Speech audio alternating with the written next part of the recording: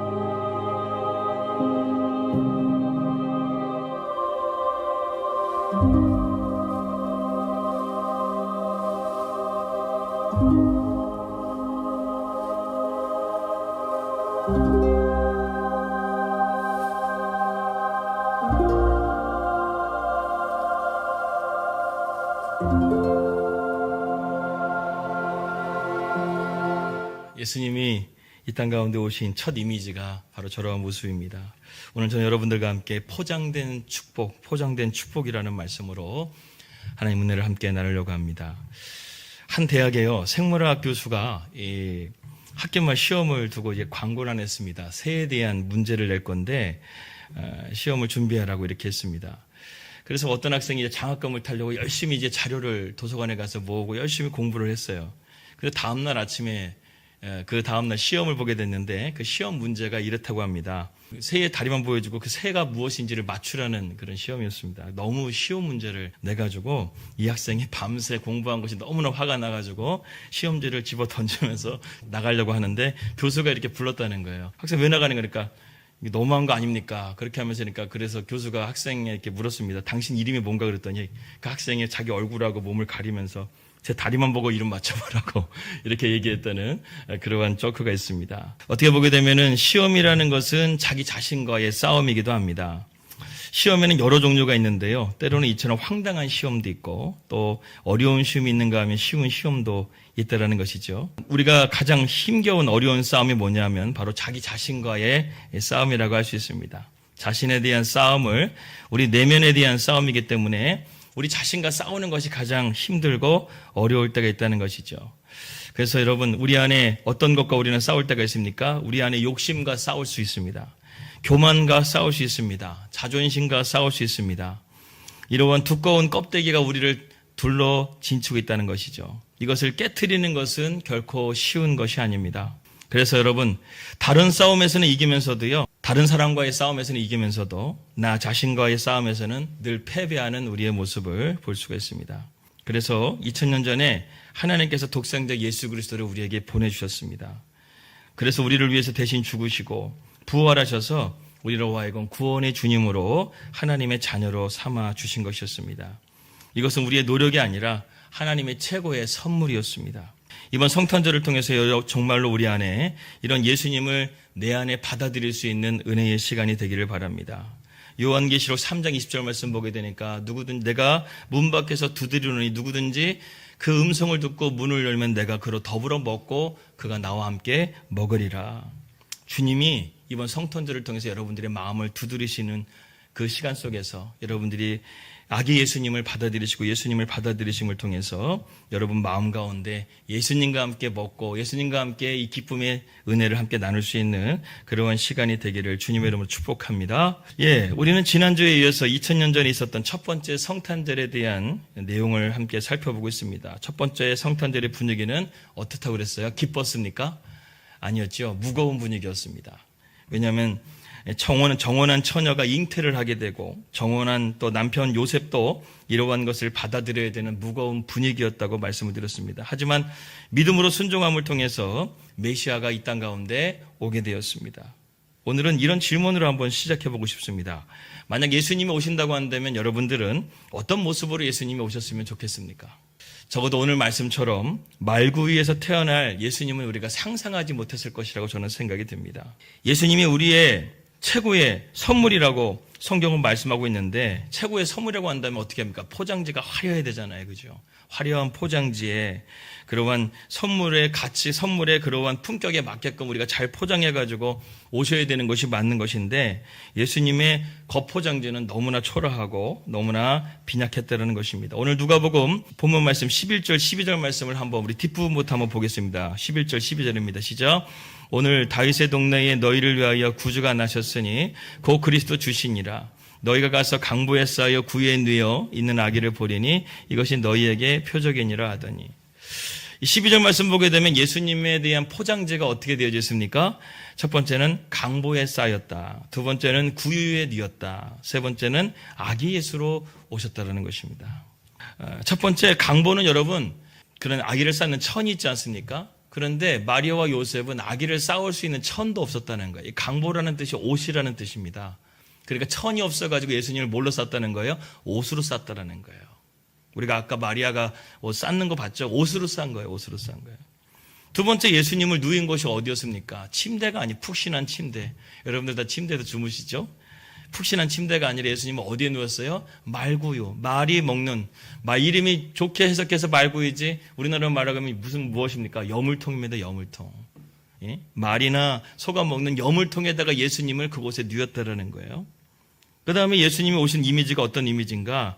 연약한 아기 예수로 오셨다는 거예요. 요셉과 마리아의 도움이 없게 되게 되면 먹을 수도 없고 입을 수도 없고 아무것도 할 수 없는 그러한 아기의 상태로 예수님 오셨다는 거예요. 너무나 초라하지 않습니까? 너무나 누추하지 않습니까? 이분이 하나님의 아들이십니다. 그런데 여러분 하나님의 일은 그렇게 시작됐다라는 거예요. 이것이 하나님의 방법입니다. 우리가 생각하는 예수님의 모습과는 달랐다는 것이죠. 그래서 성경은 말합니다. 이것이 무엇이냐면 단순하게 예수님이 이렇게 오신 것이 아니라 이것이 표적이었다라는 거예요. 이것이 하나의 예수님을 우리가 설명하는 포장지였다는 것입니다. 포장이었다는 것입니다. 표적이라는 것은 여러분 헬라어로 세메이온이라는 단어인데 영어로는 사인이라는 뜻입니다. 무언가를 가리키는 것이 바로 표적이라는 것이죠. 그래서 우리가 야구 같은 거를 보게 되게 되면 번트를 할 때도 있고 또 아니면은 도루를 할 때도 있고 수비 형태를 바꿀 때 이 감독이 이렇게 막 머리를 하면서 이렇게 막 사인을 하지 않습니까? 그것과 마찬가지로 이 예수님이 이러한 오신 것은 하나의 표적이라는 것이죠. 여러분 성경에 보게 되게 되면 가장 많이 나오는 성경의 비유 중에 하나가 바로 씨 뿌리는 씨에 대한 비유입니다. 대표적인 비유가 마태복음 13장 말씀에 나와져 있는데 겨자씨에 대한 비유입니다. 마태복음 13장 32절 말씀 한번 다 같이 한번 읽겠습니다. 32절 시작. 이는 모든 씨보다 작은 것으로 돼 자란 후에는 풀보다 커서 나무가 되며 공중의 새들이 와서 그 가지에 깃들이느니라. 성경에 보게 되면 이 씨 뿌리는 자의 비유가 어떻다는 거예요? 겨자씨에 대한 비유인데 겨자씨는 어떻습니까? 여러분 겨자씨를 보신 분이 계십니까? 겨자씨는요 아주 작아요. 진짜 눈에 보일까 말까 하는 그러한 씨입니다. 근데 그 씨를 땅에다 심게 되게 되면 어떻습니까? 풀보다 커져서 큰 나무가 돼 새들이 깃드는 그런 나무가 된다. 이게 하나님의 나라의 원리라는 것이죠. 예수님은 지극히 연약한 자로 이 땅 가운데 오셔서 하나님의 구원의 역사를 이루신 그러한 겸손의 종이었고 또 그리고 우리 인간이 되신 예수님이었다라는 것을 보여준다는 것입니다. 우리의 인생의 성탄절도 그렇습니다. 예수님은 처음에는 우리에게 하나의 믿음의 씨로 우리에게 찾아오시죠. 그래서 처음에는 우리가 예수님을 믿는다고 하면서도 내가 신앙생활 하는데도 말씀이 뭔지를 몰라요. 기도가 뭔지를 몰라요. 신앙생활이 어떻게 하는지도 잘 몰라요. 그런데 예배의 자리에 나오게 되고 말씀의 자리에 나오게 되면서 내 신앙이 조금씩 자라게 되는 것, 이것이 바로 하나님 나라의 원리라는 것입니다. 씨 뿌리는 자의 비유가 우리 신앙의 원리라는 것이죠. 그래서 우리 인생의 성탄절도 이처럼 우리의 씨앗처럼 자라게 되는 것입니다. 이번 성탄절을 통해서 여러분, 초라한 강보에 쌓인 말구에 누인 아귀에서만 우리가 보는 것이 아니라 정말 그 예수님의 진짜 모습을 볼 수 있는 영적인 눈이 열려지시기를 주님의 이름으로 축복합니다. 여러분, 아브라함이요, 창세기 12장 1절 말씀 보게 되면 아브라함이 하나님께서 이렇게 말씀하시면 너는 너의 고향과 친척 아비 집을 떠나서 내가 내게 보여줄 땅으로 가라. 4절의 말씀 보게 되면 아브라함이 여호와의 말씀으로 따라갔고 롯도 그와 함께 갔다. 이렇게 성경은 말씀하고 있습니다. 그의 나이가 75세였습니다. 모세가 시편 90편에 이렇게 말하죠. 사람의 연수가 70이요 장수하면 80이다. 그러니까 모세의 나이나 아브라함 때의 나이나 70에서 80이 평균 연령이었다는 거예요. 근데 아브라함의 나이가 75세였습니다. 근데 하나님께서 75세의 아브라함을 부르셨어요. 아주 연약한 상태 아닙니까? 75세에 하나님께서 그를 부르셔가지고 했는데 아브라함이 하나님의 말씀을 따라서 가장 연약한 상태였는데 그 말씀을 따라서 믿음으로 순종해서 갔다라는 거예요. 그랬더니 하나님께서는 그 아브라함을 믿음의 조상이 되게 하시고 위대한 믿음의 사람이 되게 하셨다는 것입니다. 모세도 80세에 하나님께 부름받았습니다. 마찬가지예요. 아무것도 할 수 없는 연약한 그러한 육체의 몸을 가지고 있는 모세였지만 하나님의 말씀을 붙잡고 믿음으로 나가게 되니까 그 말씀 속에서 모세가 120세까지 그의 기력이 쇠하지 않고 눈이 쇠하지 아니하였더라. 말씀 속에 순종하게 되니까 하나님께서 그에게 능력도 주시고 믿음으로 순종할 수 있는 하나님의 은혜를 부어주셨다는 것입니다. 요즘 우리가 이제 고령화 시대가 되면서 우리가 이제 경로당 같은 데를 가게 되면 어떻습니까? 75세 정도 되는 분들이 거기서 심부름을 하고 있더라고요. 75세 정도 심부름하고 있고 68세 정도 되시는 분이 청년회장을 하고 있는 그러한 시대가 오늘날 우리의 시대 아니겠습니까? 여러분, 그렇습니다. 성경에서의 젊음과 늙음은요, 숫자에 의한 것이 아니라 사명에 따라서 좌우된다는 것입니다. 젊어도 사명 없이 사는 사람들은 늙게 사는 인생이고 늙어도 사명 있게 살게 되면 젊은 인생을 살아가게 되는 것이죠. 여러분, 우리가 사명이라고 해서 우리가 모든 것을 내려놓고 해외로 나가서 선교하고 또 그리고 우리가 엄청난 봉사를 하라는 게 아니라 하나님 앞에 예배로서 하나님 앞에 내가 온전하게 드리겠다. 이것도 사명이라는 거예요. 예배의 자리에 나오는 것도 사명이고 또 봉사의 자리에 내가 교사가 되어졌던 또 어떤 것이 되어졌던 목자가 되어졌던 어떤 헌신의 자리가 되어졌던 그것을 내가 끝까지 붙잡고 가는 것이 내가 사명이라는 거예요. 또 때로는 하나님 앞에 내가 성도를 위해서 한번 내가 기도하겠다, 중보하겠다. 이 기도하는 것도요, 하나님 앞에 우리가 사명을 이루어가는 삶. 이러한 사명이 있는 사람들은요, 하나님께서 능력을 주시고 힘을 주셔서 약속의 땅에 들어가게 하시고 위대한 믿음을 하나님께서 허락하여 주신다는 것입니다. 예를 들어서 다윗을 한번 볼까요? 다윗은 17살에 기름 부음을 받았지 않습니까? 그렇게 하면서 14년이라는 시간 동안에 사울왕에게 쫓기는 그러한 삶을 살았습니다. 그리고 그렇게 해서 결국에는 다윗이 31살에 왕이 됐어요. 여러분, 참 신기하지 않습니까? 어떻게 쫓기는 인생을 살았는데 결국에는 왕이 되냐 이거예요. 우리가 왕이 된다고 한다면 준비해야 되지 않습니까? 영국 왕실에서 태어나게 되면 태어날 때부터 왕족 코스가 있잖아요. 왕궁의 예절을 배워야 되고 왕궁 학교에 가게 되게 되고 또 여러 가지 것들을 배워야 왕이 되는 자격을 갖추게 되는 것인데 다윗은 그냥 늘 광야 가운데 떠돌이 인생을 살았는데 그의 인생을 하나님께서는 결국 왕이 되게 하셨다는 거예요. 이게 하나님의 방법입니다. 왜 어떻게 다윗이 그러한 가운데서 왕이 될 수 있었을까? 제가 딱 보니까 말씀을 보더라도 딱 결론은 하나더라고요. 하나님 말씀에 순종했다는 거예요. 다윗은 광야 가운데 있음에도 불구하고 하나님 말씀에 순종했다. 그것을 알 수 있는 장면이 어디 장면이냐면 다윗이 사울왕을 죽일 수 있는 기회 절호의 찬스가 2번 있었습니다. 근데 다윗이 죽이질 않아요. 그러면서 다윗이 하는 말이 뭐냐면 내가 어떻게 여호와의 기름 부은 자를 내가 죽일 수 있겠느냐. 이게 무슨 말입니까? 하나님 말씀을 붙들었다는 거예요. 그렇게 해가지고 다윗이 하나님의 마음에 합한 자가 되어져서 이스라엘의 왕이 될 수 있었다는 것입니다. 여러분, 우리의 삶 가운데도 마찬가지. 하나님 말씀을 붙잡고 믿음으로 순종하게 되게 되면 우리는 하나님의 포장된 그 선물 속에 있는 진짜 귀한 보물을 발견해낼 수 있는 그러한 은혜가 있다라는 것입니다. 히브리서 11장 1절 말씀 한번 다 같이 읽겠습니다. 히브리서 11장 1절 말씀 시작. 믿음은 바라는 것들의 실상이요 보이지 않는 것들의 증거니. 세상 사람들이 보게 되면 아기 예수를, 이런 포장된 아기 예수를 보게 될 때 그 아기 예수를 통해서 도대체 이 세상을 어떻게 구원하겠는가 이런 생각하지 않겠습니까? 그런데 우리는 예수님을 보면서 우리는 알죠. 아, 저 예수님이 진짜 하나님의 아들이시고 우리의 참된 구원자라는 것을 아는 순간에 우리는 그 예수님을 믿음으로 받아들이게 된다는 것입니다. 세상은 이것을 보지 못한다는 것이죠. 이것을 보여주는 것이 바로 믿음의 눈인 것입니다. 두 번째는 무엇이냐면 우리가 모든 섭리는 포장되어 있다는 것입니다. 한번 따라해. 모든 섭리는 포장되어 있다. 여러분, 선물은 항상 포장되어 있습니다. 하나님의 섭리도 포장되어져 있습니다. 우리가 섭리라는 말을 자주 듣게 되죠. 섭리라는 뜻은 하나님께서 우리를 위해서 일하시는 것을 바로 하나님의 섭리라고 말합니다. 우리가 살아가는 것, 이 세상이 돌아가는 것, 모든 것이 우연이 아니라 하나님의 섭리라는 것이. 그래서 세상이 돌아가는 하나님의 섭리를 일반 계시라고 말하고, 그리고 하나님께서 내 삶 가운데 직접적으로 일하시는 것을 특별 계시라고 말합니다. 예수님의 탄생도 우연히 태어난 것이 아니었습니다. 구약 전체가 바로 구속자이신 예수님에 대한 예표로 가득 차 있습니다. 아담과 하와가요, 죄를 지었는데 하나님께서 그 죄를 지은 아담과 하와에게 가죽옷을 입혀주셨는데 그 가죽옷이 무엇을 의미하면 예수님을 상징한다니까요. 마라의 쓴물 가운데서 모세가 한 나무를 가리켜서 그 나무를 물에 던졌더니 쓴물이 단물로 되었더라. 이 나무가 예수님을 가리킨다니까요. 이사야의 말씀 보게 되면 7장과 9장과 11장, 50장부터 65장까지 예수님에 대한 메시지로 가득하게 되어져 있습니다. 심지어는 미가서의 말씀 보게 되면 예수님은 베들레헴에서 태어났다라는 것까지도 정확하게 지명까지도 미가서의 말씀은 기록하고 있다는 거예요. 이사야 7장 말씀 보게 되니까 처녀가 잉태하여 아기를 낳을 것이라는 말씀이 예수님이 탄생하기 800년 전에 이미 기록되어져 있다는 거예요. 그러니까 구약 전체의 말씀은 다 예수님에 대한 포장지가 되어 있다는 거예요. 하나하나씩 벗겨보니까 그게 예수님이었다는 것입니다. 그러니까 여러분, 우리가 성경 말씀을 읽게 되게 되면 도대체 무슨 말씀인가? 예수님에 대한 말씀이라는 거예요. 구약도 예수님에 대한 말씀이라는 거예요. 가죽옷도 예수님이었고, 마라의 쓴물의 그 나무도 예수님이었고, 심지어는 성막에 나오는 그 복잡한 제사들, 화목제, 번제, 소제, 속제제, 속건제, 이 모든 제사제들도 다 예수님을 상징하고 있다는 거예요. 그러니까 하나님은 계속해서 우리에게 예수님을 말씀하고 있어요. 그런데 문제는 무엇이냐면 내가 그것을 받아들이지 못하는 것이 문제라는 것입니다.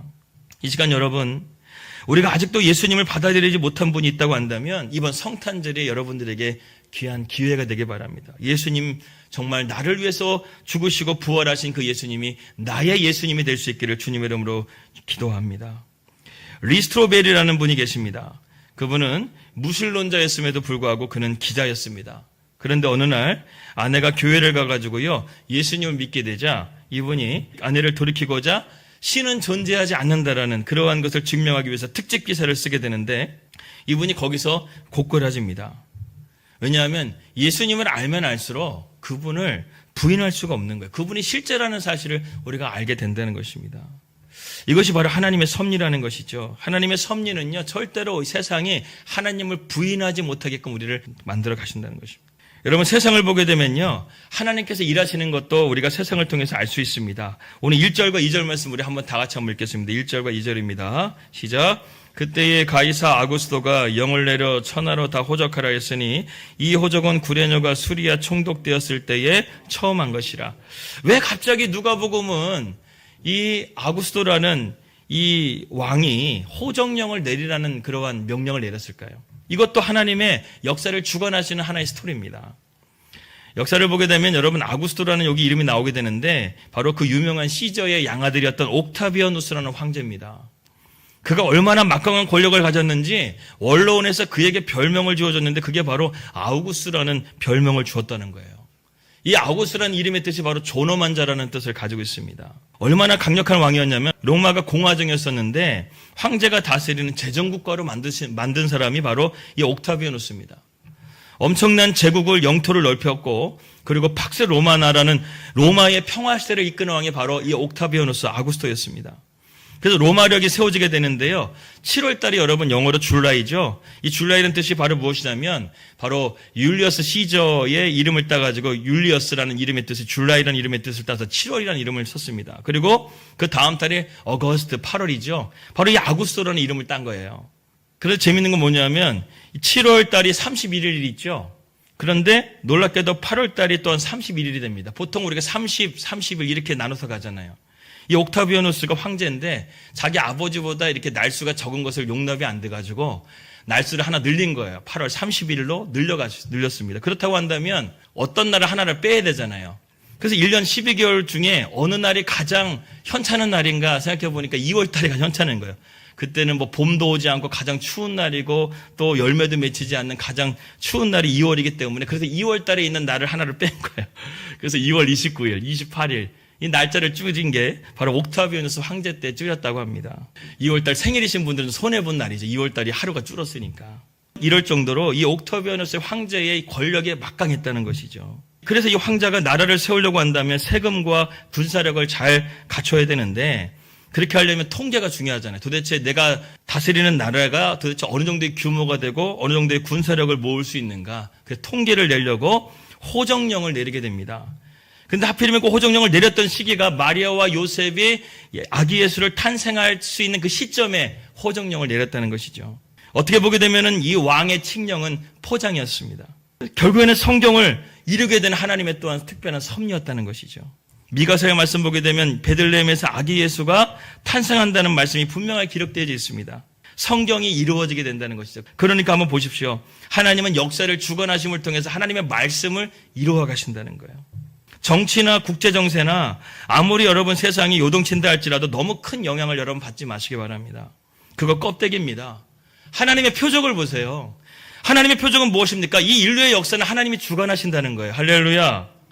그래서 무너질 사람들은 여러분 반드시 무너집니다. 그리고 될 사람들은 반드시 됩니다. 왜? 하나님이 이 세상을 섭리하고 있기 때문에.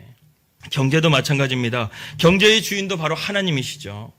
작년에 코로나 이후에 언론이나 모든 신문사의 보도가요, 이 코로나 이후에 더 큰 후폭풍이 우리를 힘들게 할 것이다. 그렇게 하면서 언론이 우리를 참 두렵게 하고 언론이 많이 그렇게 때렸습니다. 물론 어려움도 있었지만 여러분 그렇게까지 우리가 큰 영향을 받았나요? 언론은 항상 자극적이고 최악의 상황을 놓고 말을 합니다. 그래서 우리를 불안하게 하고 두렵게 합니다. 이게 언론에 대한 것이죠. 그러나 우리는 하나님의 섭리로 세상을 볼 수 있는 눈을 가져야 된다는 것입니다. 저는 작년에 미국 대선을 보면서 하나님의 반전을 봤습니다. 많은 사람들이 카멜라 해리스가 당선될 것이라고 많은 사람들이 생각을 했습니다. 모든 유명 연예인들이 다 카멜라 해리스를 지명을 했고 저명 인사들 다 그를 지지했습니다. 그런데 결국에는 트럼프가 승리했다는 것이죠. 트럼프의 지지층은 대부분 기독교인들이었습니다. 미국인들의 저력이 여기 있다는 것이죠. 지금 미국이 이렇게 더 이상 나가다가는 결국에는 미국이 망할 거라고 생각을 해가지고요. 미국에 있는 주부들이 40대 50대 주부들이 길거리로 나와서 선거운동을 하기 시작했습니다. 매일 기도회를 열고요. 하나님이여 미국을 불쌍히 여겨달라고 그들이 기도했습니다. 그랬더니 결국에는 어떤 일이 벌어졌냐면 그야말로 기적이 일어났습니다. 그 정점이 바로 미국 대선 토론회였습니다. 트럼프와 해리스가 토론을 하는데요. 해리스가 자꾸만 비현실적인 얘기를 자꾸 하는 거예요. 엉뚱한 얘기를 자꾸 하는 거예요. 경제 분야를 이야기할 때도 트럼프는 실질적인 경제에 대한 이야기를 하고 있다고 한다면 해리스는 문제의 맥도 짚지 못하면서 헤매고 있는 모습이 온 국민 앞에 다 보여지게 된 것이었습니다. 그러니까 중도층들이 아직 마음에 갈등하고 있는 중도층들이 트럼프로 마음을 돌려버리게 된 거예요. 아, 진짜 일하는 대통령은 트럼프구나. 그래서 무려 10%가 넘는 차이로 승리를 하게 되었습니다. 그렇게 해가지고 트럼프가 취임식을 하게 될 때 그가 한 말이 뭐냐면 미국에서 동성애를 나는 인정하지 않는다. 이게 처음 말이에요. 동성애를 인정하지 않는다. 남자와 여자만 존재한다. 그리고 나는 미국을 건국의 인형과 같이 미국의 기독교적인 가치로 이 나라를 세울 것이다. 그래야만 미국은 위대한 나라가 될 수 있다. 이렇게 기조연설에서 그가 선포했습니다. 저는 아직도 그 트럼프가 취임식 때 연설하는 것을 보게 되면 소름이 돋습니다. 바이든 대통령이 취임식 때는요, 웬 스티븐 원더와 같은 까만색 선글라스를 낀 흑인 목사가 나와가지고 기도한 다음에 예수님의 이름으로 기도하지도 않고 모든 신들의 이름으로 기도합니다. 대통령 취임식 때 이렇게 기도를 했었는데 트럼프가 취임했었을 때는 빌리 그레함 목사님의 아들이었던 프랭클린 그레함 목사님을 데려와서 분명하게 예수님의 이름으로 기도합니다. 이 기도를 하게 되는데 얼마나 눈물이 나는지. 이처럼 여러분, 이 세상을 다스리시는 분은 바로 하나님이시라는 거예요. 역사의 주관자가 하나님이신 것을 저는 그때 다시 한번 깨닫게 됐습니다. 여러분, 드라마 대장금 여러분 기억하시나요? 어떤 교회에서요, 대장금이 한참 이렇게 있었는데 그때 한상궁과 장금이가 막 이렇게 억울한 누명을 써가지고 좌천돼가지고 막 힘든 시간들을 겪고 있었을 때 있었던 이야기라고 합니다. 드라마에 너무 심취해가지고요. 감사원금을 냈는데 하나님 한상궁을 살려주시옵소서.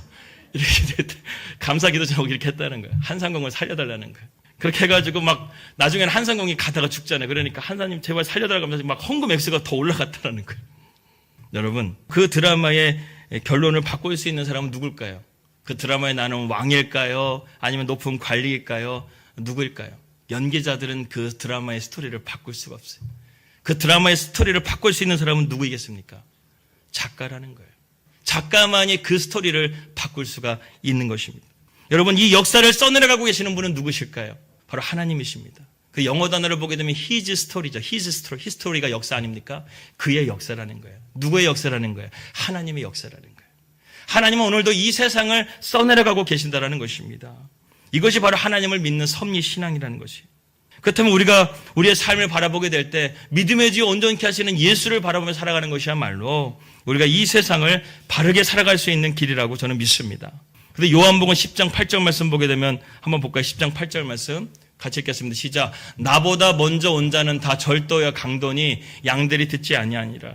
무슨 말씀이냐? 하나님보다 앞서는 모든 것은 하나님 앞에 절도여 강도라는 것입니다. 주님 말씀하시면 내가 나아가고 주님 말씀하시면 내가 멈춰서는 것, 이것이 바로 우리 성도의 모습이라는 것이죠. 일상의 삶도 마찬가지입니다. 말씀이 먼저 가고 기도로 길을 닦아가는 것이 우리 성도의 삶이라는 것입니다. 그래서 여러분 하루에 첫 시간을 하나님 앞에 드리는 것이 너무나 중요해요. 말씀으로 시작하십시오. 기도로 시작하십시오. 하나님의 섭리를 붙드는 믿음으로 시작하는 저와 여러분들이 되시기를 주님의 이름으로 축복합니다. 성경에서 보게 되면 최고의 배우자가 누구일까? 이러한 질문을 한 어떤 유머를 한번 본 적이 있습니다. 3위가 뭐냐면 보아스입니다. 보아스. 왜 3위일까? 왜 최고의 신랑감이 4위일까? 나이가 많고 돈이 많기 때문에 3위라고 합니다. 보아스가 3위. 그 다음에 2위가 아담이라고 합니다. 왜 아담일까요? 시댁이 없기 때문에 아담이라고 합니다. 그렇다고 한다면 1위는 무엇일까? 1위는 요셉이라고 합니다. 왜 1위가 요셉일까? 사랑으로 덮어주기 때문에. 말씀에 순종했기 때문에 바로 요셉이 최고의 신랑감이라는 것이죠. 마태복음 1장 말씀 보게 되면 요셉은 성경에서 의로운 사람이라 되어져 있으면서 마리아를 살리기 위해서 그가 모든 것들을 다 덮어주려고 하는 그러한 요셉의 사랑을 보게 됩니다. 그래요 여러분, 사랑은 오래 참는 것이고 온유하고 성내지 않고 모든 것을 견디고 버티고 참아내는 것이 바로 사랑인 것입니다. 바로 요셉은 이러한 사랑을 가졌다는 것이죠. 그런데 한번 생각을 해봤습니다. 요셉이 그렇다고 하더라도 한 가지 의문은 가졌을 거라고 저는 생각이 듭니다. 어떤 의문이냐? 하나님, 분명히 이스라엘 백성들 대부분은요, 예수님이 베들레헴에서 태어날 것이라는 것을 예언했기 때문에 미가서의 말씀이 분명히 나오기 때문에 베들레헴에서 예수님이 태어나야 되는데, 메시아가 태어나야 되는데 나사렛에서 태어나면 어떻게 됩니까? 이 의문을 요셉이 가지고 있었다는 거예요. 그런데 어느 날 갑자기 아구스토라는 로마의 황제가 호정령을 내리라는 명령을 듣게 됩니다. 그러면은 마리아와 요셉의 고향이 어디예요? 베들레헴이에요. 유다 지파입니다. 그렇게 해가지고 베들레헴으로 돌아가야 된다는 그 소식을 듣는 순간에 요셉은 무릎을 탁 치면서 깨달았던 거. 아, 하나님의 말씀이 정확하구나. 이때에 하나님이 베들레헴에서 아기 예수를 태어나게 하시는 것이구나. 그 말씀에 대한 깨달음을 얻게 됐다는 거예요. 여러분도 오늘 이 시간 가운데 하나님의 말씀을 깨닫는 시간이 되기를 바랍니다. 도대체 하나님께서 오늘 이 시간 가운데 나에게 어떤 말씀을 해주시는지 그 말씀을 좀 깨달아서 그 말씀의 확신을 가지고 믿음으로 순종하며 나아갈 수 있기를 주님의 이름으로 축복합니다. 요셉이 그걸 깨달았다는 거야. 아, 나사렛에서 예수님이 나실 일이 없는데. 그랬더니 어느 날 아구스토라는 황제가 호정령을 내리라는 그 말을 듣고 베들레헴으로 가게 되었을 때, 아, 하나님은 역사를 주관하시는, 하나님의 섭리하시는 그 신앙을 요셉은 깨닫게 되었다는 것이죠. 그래서 로마서 8장 28절 말씀 한번 다 같이 한번 읽겠습니다. 로마서 8장 28절 시작. 우리가 알거니와 하나님을 사랑하는 자 곧 그의 뜻대로 부르심을 입은 자들에게는 모든 것이 합력하여 선을 이루느니라. 이게 바로 하나님의 섭리신앙을 가진 우리의 모습입니다. 하나님은요, 기쁜 일이나 슬픈 일이나 그 어떤 일을 통해서라도 아무리 나쁜 상황과 어려운 상황 속에서도 하나님은 항상 우리를 선으로 이끄시는 하나님이심을 여러분 믿으시기 바랍니다. 역사를 주관하시는 하나님, 내 삶을 주관하시는 하나님, 그 하나님을 우리가 믿음의 주여 온전케 하시는 예수로 바라볼 수만 있다고 한다면 오늘 우리는 그 포장된 축복 속에 있는 진짜이신 예수님을 만나게 될 줄 믿습니다. 때로는 내 목표와 반대를 할지라도 하나님을 더욱더 신뢰하고 그분께 맡기는 인생을 살아가십시오. 우리 인생 가운데 포장된 하나님의 축복을 발견하는 그러한 저와 여러분들이 되어야 될 줄 믿습니다. 그 예수가 여러분 12월 25일 날 이 땅 가운데 우리를 찾아오셨습니다. 12월 24일 날은 우리가 그 주님을 기쁨으로 목자와 같이 동방박사와 같이 기쁨으로 맞이하는 그 시간에 여러분들을 초대합니다. 그리고 12월 25일 날 성탄절 당일날 강보에 쌓이시고 구유에 누이시고 아기 예수로 오신 예수님이지만 그 예수님이 나의 진정한 구원자이시고 나의 주 나의 왕이시라는 것을 고백하며 주님 앞에 영광을 돌리는 그러한 놀라운 성탄절을 우리가 맞이할 수 있기를 주님의 이름으로 축원합니다. 그래서 여러분 우리 안에 이 예수님이 우리 안에 계시기만 하게 되면 우리는 마귀를 꺾을 뿐만 아니라 우리의 삶 가운데 날마다 승리하는 믿음의 삶이 될 줄을 믿습니다.